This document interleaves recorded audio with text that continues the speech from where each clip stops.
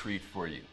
I interviewed Ray Blanco, and Ray has a huge following because of his ability to research and come up with stock picks, especially in the biotech and crypto areas. So this is a stimulating interview. This guy has got unique intelligence and perspectives that I learned a ton from, things I've never heard before. So you want to really get rid of all distractions, focus, and dial into this interview with Ray Blanco. Ray, I've been looking forward to having this conversation. There's a lot of people saying really nice and great, inspiring things about you, so I'm looking forward to interacting and finding out more about what you're doing. Great, it's great to be here.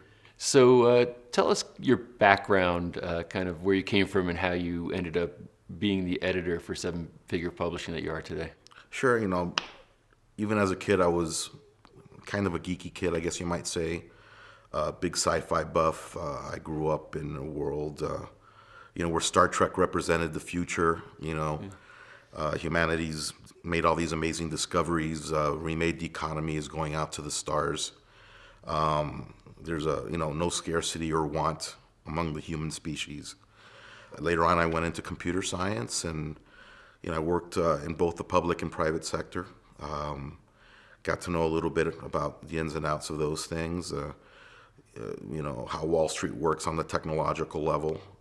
And, I started looking at the stock market, technology stocks. As a cancer survivor, I was always interested in emerging biotechnologies and pharmaceutical discoveries and things like that. I mean, if not for discoveries of the past, I would not be here today. So, these. You mind giving us a little bit more about that? What was your situation?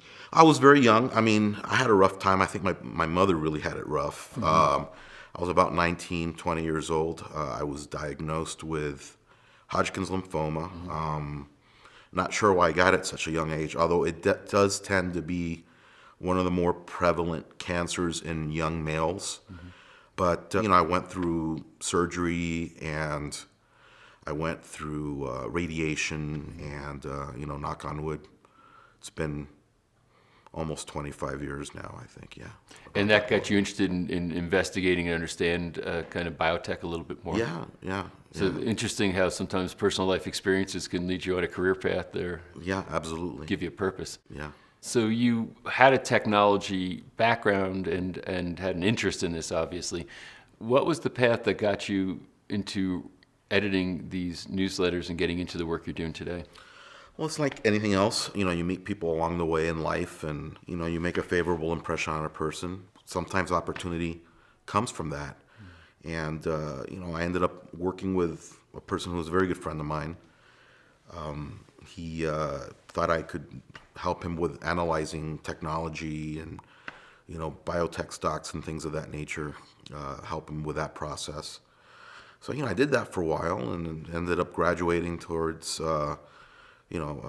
writing about things myself under my own name. Mm-hmm. And, well, it's been a few years now, and it's been a great experience. Yeah. So what are your activities today? What are you mostly doing?